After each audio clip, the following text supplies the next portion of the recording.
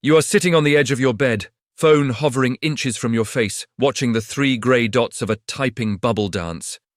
Your heart does a strange, uncomfortable somersault, not because you're excited to hear from them, but because you are terrified of what the message will demand of you. When the text finally lands, an invitation to a Friday night dinner, you feel a physical weight settle into your chest. You spend the next 20 minutes crafting the perfect lie. You mention a sudden headache, a late work project, or a vague family obligation, hitting send with a precision that feels almost surgical. The moment the message is delivered, you drop the phone, fall back onto your pillows, and exhale a breath you didn't realize you were holding. The silence of your room rushes back in like water into a dry well, and for the first time in hours, your skin feels like it actually fits your body. You are finally, safely, alone. We live in a world that treats extroversion as the default setting for a successful human being. We are bombarded by images of the golden circle, groups of friends laughing over overpriced brunch, influencers who seem to exist in a permanent state of high-definition brunching, and the societal pressure to always be on, always be connected, and always be doing. To the outside observer, your preference for a quiet Friday night with a book or a solo walk through the park looks like a symptom. They call it antisocial, withdrawn, or lonely. They see a locked door and assume there is a prisoner inside, never realizing that the person who locked it did so to keep the world out, not to keep themselves in. Silence is your greatest luxury. Think of your social energy, not as a bottomless well, but as a high-performance battery with a very specific, limited capacity. For most people, a crowded party is a charging station. They plug into the noise and the laughter and their percentage goes up. But for you, every hello, every forced laugh at a joke that wasn't funny, and every minute of small talk is a background app draining your power. By 8 p.m., you aren't just tired.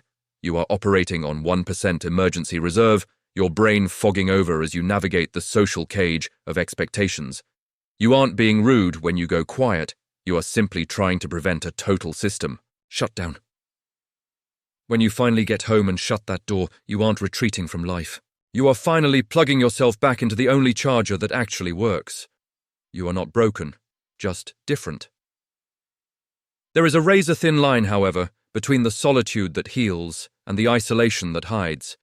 It is the difference between choosing a quiet night because your soul needs to breathe and choosing it because you are afraid the world will see you don't know how to dance to its rhythm. One is an act of profound self-love, a sanctuary you build for your thoughts to roam free without the shackles of judgment. The other is a fortress built of bricks called avoidance, where the walls are meant to protect you but eventually start to move inward.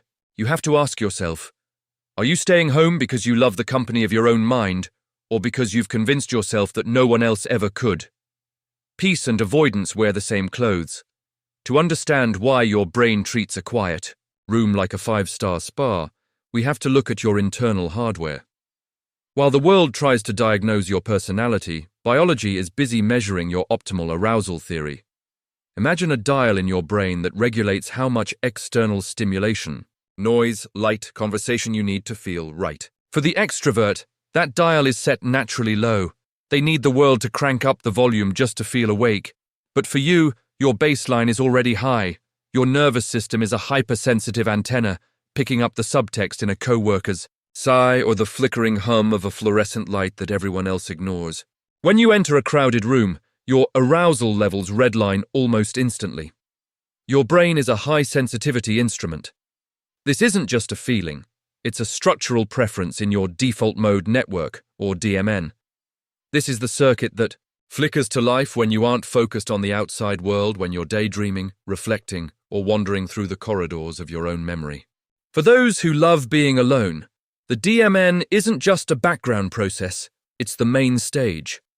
Science shows that individuals with a low stimulation preference actually process information more deeply. You aren't doing nothing when you stare out a window for 20 minutes. Your brain is performing a massive data sync, organizing the chaos of the day into a narrative that makes sense. Processing is your brain's favorite sport. There is a wild fact hidden in the archives of evolutionary psychology. Studies suggest That for people with high intelligence or creative leaning, frequent social interaction actually decreases their life satisfaction. While the tribe was necessary for survival on the savannah, your specific biological blueprint has evolved to prioritize innovation over imitation. When you force yourself to mingle just to fit the societal mold, you aren't just tiring yourself. You are actively dismantling your greatest strength.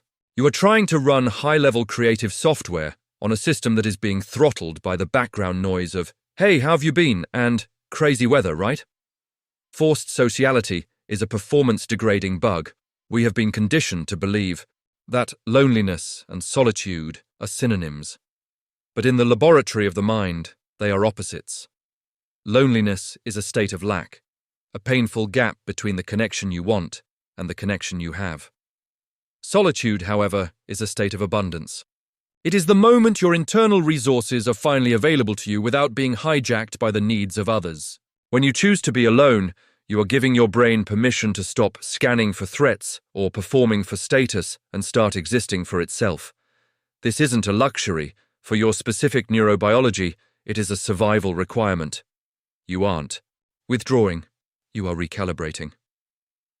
The transition from a person who hides to a person who dwells begins with a brutal inventory of your intentions. You must look into the mirror of your solitude and ask, am I here because I am full or because I am afraid of being empty? There is a profound difference between the silence of the monk and the silence of the ghost. One is a choice made from a position of power, an intentional retreat to cultivate the garden of the mind. The other is a flinch, a reactive withdrawal from a world that feels too sharp, too loud, or too judgmental. If your solitude is a reaction to fear, it isn't a sanctuary. It's a waiting room where your growth remains on hold. Fear builds walls. Love builds rooms. To truly awaken, you must stop treating your need for alone time as a guilty pleasure or a secret addiction you need to apologize for. The mindset shift isn't about becoming more social. It is about moving from passive isolation to sacred ritual. Instead of just being home, you create the tiny ritual. This could be the 20 minutes you spend hand-grinding coffee beans while the sun hits a specific spot on your floor, or the way you organize your bookshelf, not for display, but for the tactile joy of the spine against your palm. These rituals signal to your nervous system that you aren't missing out. You are participating in an exclusive event where you are both the host and the guest of honor.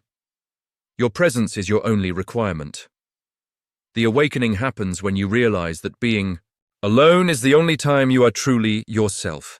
In the presence of even one other person, a part of your brain is always busy monitoring their reactions, adjusting your posture or filtering your thoughts to be more digestible. It is only in the absolute vacuum of others' expectations that your true interests, your strangest ideas, and your most honest emotions can float to the surface. You don't need to find yourself in the mountains. You find yourself in the quiet gaps between the noise. When you stop seeing your solitude as a defect and start seeing it as your laboratory, you become untouchable.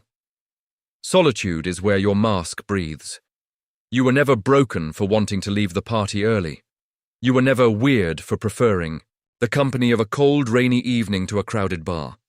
You were simply a person who understood, perhaps earlier than most, that the most important relationship you will ever navigate is the one that happens inside your own skin. The world will continue to scream for your attention, but you now know the secret. You don't have to answer the door every time it knocks. You have built a home within yourself, and it is the only place where the air is truly clear. To know yourself is to be alone. If you feel this video is speaking to you, leave your story in the comments.